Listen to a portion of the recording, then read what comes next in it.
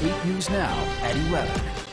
A secret Pentagon program that studied UFO encounters ended back in 2012, but the senator who sponsored it thinks it should be revived. Former Nevada Senator Harry Reid admitted his involvement with the UFO project last year.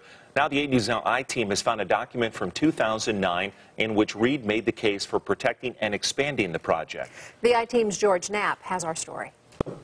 The U.S. Navy pilots who encountered tic-tac-shaped objects off the coast of California in 2004 were flummoxed by the astounding technology of the unknown intruders.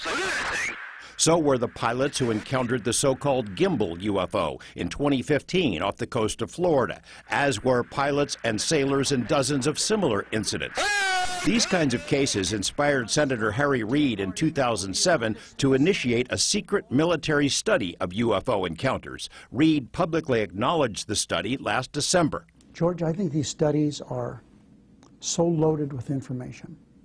The reason I say that is that we learned a lot. Reacting to news stories about the now canceled study called ATIP, Pentagon spokesperson said the study didn't learn much. But that's not how Reid described the program in this 2009 letter to the Deputy Secretary of Defense. The letter is not classified, but a footnote says it is exempt from disclosure under FOIA.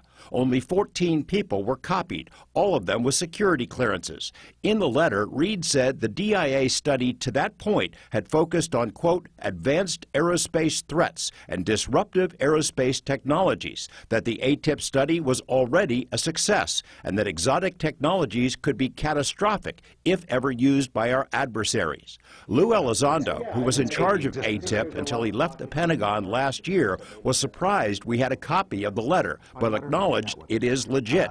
Yes, I have read that letter. I think that letter portrays a very compelling picture to the Department of Defense that the preliminary results of the ATIP program were warranting an increase in the protection of that information. Although Elizondo was instrumental in getting the release of 3 Pentagon UFO videos, the files and reports generated by the ATIP study have not been made public, and he's not authorized to spill the secrets. Elizondo now works with To the Stars Academy in California.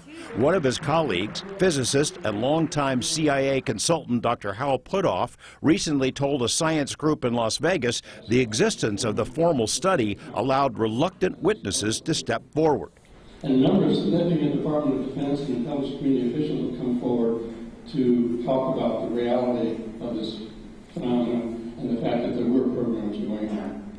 Elizondo declines to name names, but says there's no question ATIP produced valuable intelligence. Absolutely was successful. It was absolutely successful. That is undeniable, to the point where that point was raised to senior levels of the Department of Defense. So why would Pentagon spokespersons claim the study produced little? The right hand doesn't always know what the left hand's doing. They try. I don't think it's deliberate or on purpose. I don't think it's a misinformation campaign. Senator Reid told us he hopes some of his former colleagues in Congress are paying attention and that they'll authorize a resumption or expansion of the study. George Knapp, 8 News Now.